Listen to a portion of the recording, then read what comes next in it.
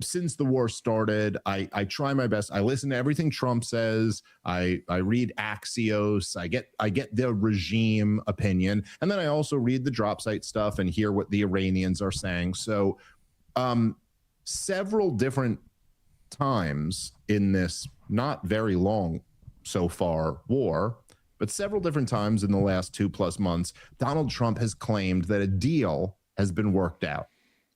Every time so far, the Iranian regime has said none of this is true. He's lying and making it up. And what the Iranian regime has said has kind of turned out to be accurate, that there wasn't really a deal. This weekend was the first time that I saw that Donald Trump announced there was a deal, and also the Iranian leadership were saying, yes, we are very close to a deal. So that was kind of different about this weekend, where Donald Trump is saying, hey, look, we've got, and he didn't say we have a deal. He said the outlines of a deal, we're very close to a deal, but we've largely agreed upon several things. And the Iranians were like, yeah, that is true. That is where we are. So that was different. And then the other thing that was different, Rob, was that the Israel firsters all lost their fucking minds.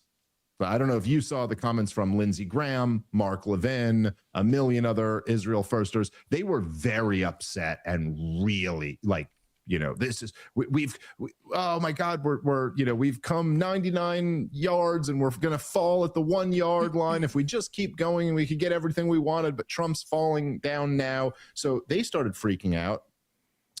Also, in response to this, Israel just went kind of ballistic, has killed a bunch of people in Gaza and southern Lebanon. They've gotten that kind of flared up again.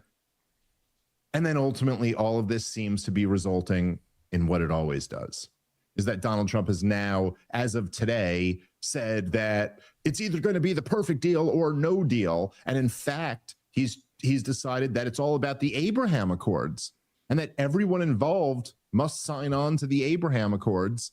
And anyway, seems to be a complete non-starter to be going, to add the Abraham Accords into everything else. Saudi Arabia has come out and said, no, we can't actually do that. And anyway, there's a lot there, but essentially it seems to me like we were actually close to a deal. The deal would have been something, as me and you have been predicting, and that was going to be a bitter pill for the Hawks to swallow, because we actually don't have that much leverage here. And so it would have been some type of deal where the regime stays in place. The enriched uranium is at least debatable until further rounds. The Strait of Hormuz will be open, but still controlled by the Iranians. A lot of money will be unfrozen, or there'll be reparations or sanctions relief. So anyway, it was going to be a deal that was humiliating to Donald Trump. The Israel lobby, the Israel firsters, let him know that we will not let this go without us raking you over the coals and letting you know to do this. Ultimately, that is what moves Donald Trump. And so he snapped back to this, and now he's threatening them again. So we're back to square one. Firstly, I find it amazing how difficult these storylines are to follow, and that they keep teasing deals, and you wonder, okay, well, what's the actual deal here? Axios is the only mainstream publication that had any of the details, and then Dropsite News had more details than that.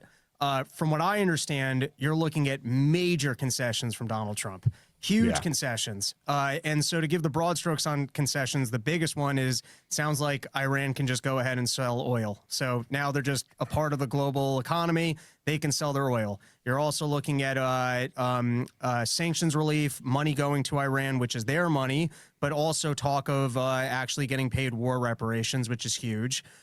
In terms of enriched uranium, this is very unclear to me. It sounds like they're going back to the JCPOA that they can enrich. The timetable is unclear, whether they got to wait a bunch of years to it. It also sounds like they're going to keep their enriched uranium, but dilute it within Iran. But I mean, the huge, and then also they keep control over the straits, and I guess after a period of time could potentially be tolling it, but that's also not clear. But well, yes, but it'll be an environmental fee, not a toll. which is a clever little game that the Iranians are playing. Which, by the way, and Trita Parsi had a great thing. He broke this down very well. But essentially, the the thing that Iran's trying to do, this was amazing. It's pretty woke for Shiite theocrats. But the thing is that outside of a war, it is just kind of blatantly illegal under international law to blockade the strait or to charge a fee or anything like that. So the Iranians kind of recognize, well, we can't just say that. So they decided to call it an environmental fee, because it's like that type of woke shit works real well with the global governance types. Anyway, I just thought that was kind of savvy. But yes, I agree with everything else you've said. The only reason it sounds like we actually got potential here is that Donald Trump is waving the white flag and actually offering enough concessions where Donald Trump can walk away with the talking point of, hey, they're never going nuclear, and then never really address the fact that he ended up with a more powerful Iran and in a significantly worse place than where the JCPOA actually was. Now, it appears to me that when he made the Abraham Accord statement, he's throwing a monkey wrench into this and realizing, oh, I can't actually do this, so I'm going to sabotage my own deal. I do want to give Trump a little bit of credit, though, and just float a possibility. I don't think that this is true, but I want to float a possibility here that came across my head. I'm ready. It sometimes kind of seems like Donald Trump is looking to checkmate Netanyahu on claims that Israel is not safe, and that's why they have to be the aggressor. And what happened the first time when Donald Trump said, did the nuclear strikes on Iran, was he turned around and said totally obliterated, which for about a 6-month period forced Netanyahu to get Trump's back because he didn't want to call Trump a liar on television right afterwards. And so for a little while, that had to seep to the sidelines. The big monkey wrench in this deal is that Israel has to be done with Lebanon. And of course, they left a little bit of wiggle room in there. As long as Hezbollah behaves, then Israel will not respond. But it does somewhat feel with the Abraham Accords play. My read is it's a disingenuous monkey wrench and that he's looking to blow up his own deal. But I also think that there might be a possibility of trying to kind of pin Netanyahu down to being like, hey, quit pretending like you guys are the victims here. I've worked out an environment where you guys are completely safe. Nobody's saying that you don't have a right to exist, so knock it off. And I wonder if there's a little bit of room in there in the Abraham Accords to try and make that play and actually restrain Israel, but in a way that appears to be a victory. There's a much higher ceiling on Donald Trump's message than Donald Trump could ever put together, because he's just, he's a very alienating, figure. And for, for some reasons that are bullshit, but then also for some reasons that are quite reasonable. Like he's a big, dumb orange animal who's never read a book and is, just kind of, I don't know, like a shitty person. We're in a war that there's no win. You don't have a win here at all. The Abraham Accords to acknowledge Israel, that's not happening. That's the stupidest thing ever. And the pro-Israel people are going to be like, this is not enough. We need more. You can't just leave and get nothing out of it. And Iran is stronger than when it started. What kind of shit is that? That shit is nothing. To go back to where we first started and the Strait of Hormuz open, that's all you're getting. So what was the point? I still don't see the point. What deal? You can't have a deal if there's no, what can you get out of it? Like realistically, what could you get? They're conceding concessions to Iran. So at this point, you're only giving up stuff. It's like union work. It's like union. If you've ever been in like labor negotiations, the negotiation is never to give anything up. It's just to take. So basically what they're in is just in a union negotiation. Whatever they already had, now we need more.